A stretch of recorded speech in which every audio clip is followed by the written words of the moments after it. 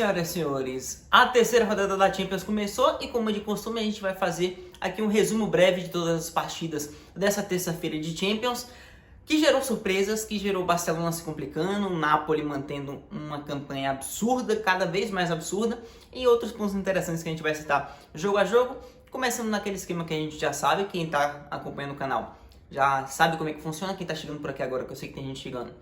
Vamos explicar rapidinho, basicamente grupo a grupo e os dois jogos de cada grupo para a gente manter uma sequência lógica.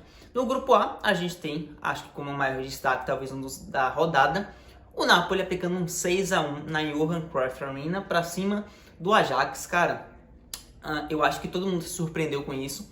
E não só é surpreendente essa vitória histórica do Napoli contra o Ajax, que é um time gigantesco, o Ajax é muito grande. Ganhar deles na Holanda por 6-1, cara, é humilhante para os holandeses, é humilhante. Mas mais surpreendente talvez até do que isso é a campanha que o Napoli está fazendo até aqui. O Napoli está invicto, 3 jogos, 3 vitórias, um saldo de gols absurdo, são 13 gols feitos, 2 sofridos, 13 gols em 3 jogos. Isso é muito grande, isso é muito relevante. Então a gente tem que entender o Napoli como realmente um fenômeno. Fora os talentos individuais, como eu já chamei a atenção aqui no canal, pro Kvicha Kvaratskhelia, em especial. Gosto demais do que eu tô vendo desse cara. Um jogador talentoso, rápido, jovem, que não tem medo, que parte para cima. Muito, muito promissor, que o Napoli contratou a preço de banana, digamos assim. Foram 10 milhões de euros aproximadamente. Um cara que tem um futuro enorme e um time que joga de maneira leve, que pressiona muito o adversário, que incomoda na marcação alta, que é muito fatal no contra-ataque em velocidade, cria sua jogada de maneira rápida, eficiente e é capaz de goleadas absurdas como fez hoje contra o Ajax. Então é bom ficar de olho porque é um Napoli que vai garantindo sua vaga na próxima fase. Eu acho que é bem difícil de tirar agora o Napoli do mata-mata, até porque você tem confronto contra o Rangers, você pega o Ajax em casa, no qual o Napoli já entra como favorito. Então é bom ficar de olho porque quem pegar o Napoli nas oitavas pode acabar sendo surpreendido. É um time bem interessante, é um time que pode fazer mais nessa Champions. Na outra partida, Liverpool 2-0 para cima do Rangers. Partida mais tranquila do Liverpool. O Alisson só foi ser assustado ali nos minutos finais da partida. Também nada muito escandaloso, digamos assim. O goleiro que teve realmente trabalho na partida foi o goleiro do Rangers, o McGregor. Foi extremamente importante para o Rangers não sofrer uma goleada. Fez grandes defesas durante a partida. Chute do Diogo Jota, barrou no Darwin Núñez umas 2 vezes. Você tem a batida do Arnold, acho que a única coisa que sai do contexto da grande partida, porque no outro gol ele também sofre um gol de pênalti, né? O McGregor sofre um gol de pênalti do Salah, e são 2 lances de bola parada que no geral eles foram muito bem batidos, muito bem cobrados. A cobrança de falta do Arnold é assim absurda, mostrando mais uma vez o Arnold a capacidade de o talento que ele tem para batida na bola, para precisão em chute e também passe, que a gente sabe a capacidade dele de criação. É um cara que tem problemas defensivos sim para um lateral direito, mas quando ele vai à frente como lateral direito, é o melhor do mundo, bem possivelmente. E ainda tem um aspecto da bola parada, da pressão em escanteio, em cobrança de falta. Dá pra gente perceber o quão talentoso ele é e o quão isso é importante pro Klopp, por exemplo. 2-0, gols de Arnold logo no começo e depois do Salah mais pro final do jogo. No geral, o Liverpool fica mais confortável com esse resultado a favor dele. Um resultado que faz uma diferença muito grande pro Liverpool nessa briga, até porque pode um Liverpool que começou mal a fase de grupos e agora vai se estabilizando mais, buscando ter uma tranquilidade maior para a reta final do grupo dele, né? No grupo B, a gente tem o grupo do Clube Brugge, que também é outra surpresa muito interessante dessa fase de grupos da Champions. Clube Brugge que também está invicto num grupo que eu, particularmente, no início, eu acho que como a grande maioria, considerava ele como o grande azarão do grupo, contendo Porto, Bayer Leverkusen e Atlético de Madrid. Era o time de menor grife, de menor conhecimento assim, mas que vem apresentando possivelmente o melhor futebol. O time que está invicto, 3 jogos, 3 vitórias, apresentando um futebol interessante de ver, com muitos jovens talentos. Você tem ali Kamal Soa, você tem ali Noah Lang, que até não participou do jogo de hoje, mas é um cara que tem uma importância muito interessante naquele time. Você tem o Skov Olsen, você tem o Antônio Nusa, que é uma promessa do time do Clube Brugge. É um time que joga de maneira leve, que é preciso no que faz. Hoje, contra o Atlético de Madrid, contou com um Atlético que também não conseguiu ser preciso, tem um pênalti perdido pelo Griezmann, o Atlético chegou a finalizar 20 vezes, mas só 5 no gol, nenhuma entrou, contou com esse aspecto de falta de precisão do Atlético de Madrid, mas chegou a sua terceira vitória, carimba também, encaminha muito bem o que pode ser uma classificação e pode deixar para trás o próprio Atlético de Madrid, que se complicou demais com a derrota de hoje. Hoje o Atlético é o quarto lugar no grupo, perdão. A gente tem o Bruges sendo o primeiro com 9, Porto em segundo com 3, Leverkusen com 3, Atlético com 3, todos empatados ali do segundo para o último, mas o Atlético perdendo em saldo de gols. E contando na outra partida, o Porto acordou finalmente no grupo dele, 2-0 para cima do Bayer Leverkusen, ganhou por 2-0, correu um certo risco, porque o Bayer Leverkusen teve até um gol anulado no início do jogo, não no início, mas no primeiro tempo. Depois o Bayer Leverkusen chega a perder um pênalti num lance que seria gol, inclusive do Porto. No início da jogada tem um pênalti, o juiz vai ao VAR, anula o gol e dá o pênalti para o Bayer Leverkusen, que o Patrick Schick perde. E Porto não tem nada a ver com isso, buscou o jogo, fez o primeiro com o Taremi, depois aumentou sua vantagem, 2-0, vitória super importante para respirar no grupo, para entrar na briga de verdade. Tem chance grande de classificação, tá todo mundo ali embolado. É difícil de tirar o Bruges da primeira colocação, ou no mínimo da classificação. O Bruges deve passar em primeiro, no máximo no segundo. E vão ficar os três brigando ali, ponto a ponto. Tá aberto para todo mundo. É difícil dizer agora, o Bruges é grande surpresa e vão se degladiar os três ali buscando essa segunda vaga. Esse é o cenário que está se configurando para a gente. No grupo C, a gente tem o grupo do Bayern de Munique. Vamos começar falando da vitória deles por 5-0. O Bayern sendo o Bayern para cima do Viktoria Pilsen.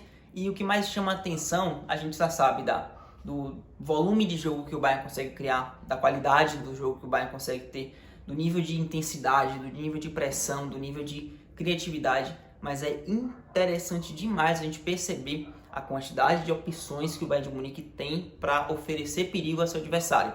Hoje teve gol de Gnabry, teve gol de Sané, teve gol de Mané, sabe, não até do Choupo-Moting. E no geral o Choupo-Moting a gente sabe que é um cara ali que tá para compor elenco, tá atrás até do Matistel, hoje pelo que a gente vê do Nagelsmann. Mas é muita gente de qualidade, é muita gente que tem, fora sem falar Miller, que hoje nem fez gol e tal, mas tá sempre ali dando assistência, carimbando seus golzinhos também. É muita gente de qualidade, é muita gente que tem um nível de futebol muito elevado, uma capacidade de ter um jogo de velocidade com o Sané pelo lado, com o Gnabry, até com o Mané, criação com o Miller, variação tática de eles trocando posições entre si, o Mané pelo centro, o Mané saindo um pouco da área, o Gnabry invadindo, ou o Sané partindo para dentro. É muita criação, é muita variação, e isso é perigoso demais e pode acabar com qualquer sistema defensivo. O Bayern está utilizando dessa arma, tem só a tendência só melhorar, e é um time que vai brigar bem acima, lá na frente, entre os favoritos. Pilsen sofreu 5-0, último lugar do grupo para o Pilsen era de se esperar. O Bayern era de se esperar como líder do grupo, ou no mínimo se classificando, e a briga ficando entre Inter e Barcelona. Hoje o primeiro capítulo se deu entre essa disputa, e a Inter saiu vitoriosa 1-0 para cima do time catalão, que se complica. Afinal, esse resultado, a gente sabia que esses confrontos Inter e Barcelona seriam muito provavelmente decisivos, porque os que configuram depois eles dois fazendo o dever de casa contra o Viktoria Pilsen, só não se complicar ali, não perder ponto, e ambos devem perder ou ter muita dificuldade contra o Bayern. Então esse duelo, embate, era decisivo. A Inter aproveitou, foi eficiente dentro de casa, contou com um belo gol do Çalhanoğlu de fora da área, como ele sempre costuma fazer, cara de muito boa finalização de fora, e é marcado, obviamente, pelos erros de arbitragem. Principalmente o lance do pênalti, que para mim é pênalti. A bola toca no braço do defensor da Inter de Milão, aberto, estendido, não tem por que ele jogar com o braço ali aberto. Quem joga com o braço aberto dentro da área, amiga, é goleiro, não tem jeito. Pênalti que não foi marcado. Ainda tem um lance também que o Barcelona reclama de ter sido mal anulado o gol, salvo engano, do Pedri, mas acho que o que mais impacta mesmo é o pênalti não marcado, que seriam já os 90 minutos quase. O Barcelona empataria o jogo. O Barcelona não fez uma partida para merecer uma vitória. Eu acho que é importante dizer. Teve erro de arbitragem? Teve. O Barcelona foi prejudicado? Foi. Mas jogou para vencer? Não. O Barcelona não jogou bem no geral.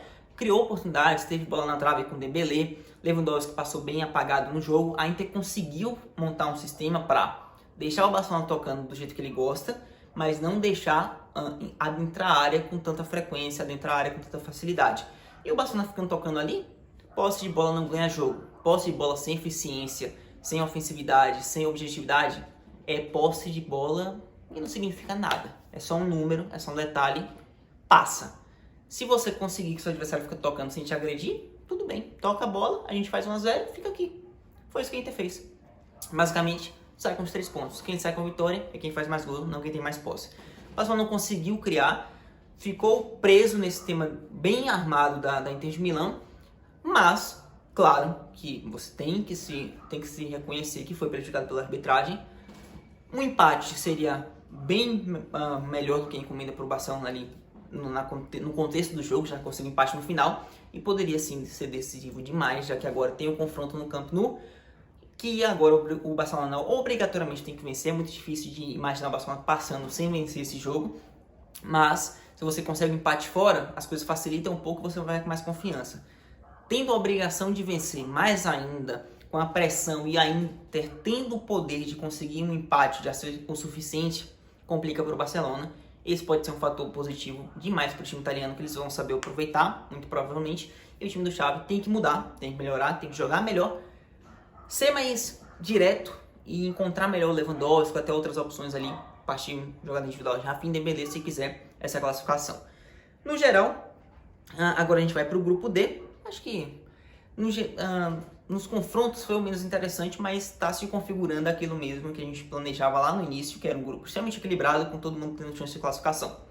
O Olympique de Marseille ganhou de 4-1 no Sporting, e foi uma vitória assim, óbvio, teve a expulsão do Adam, mas já tinha sofrido a virada, porém o Adam é participante direto, que é o goleiro do Sporting, foi atrapalhada atrás de atrapalhada. Os 2 primeiros gols do Marseille são falhas dele, e além do mais, depois ele é expulso.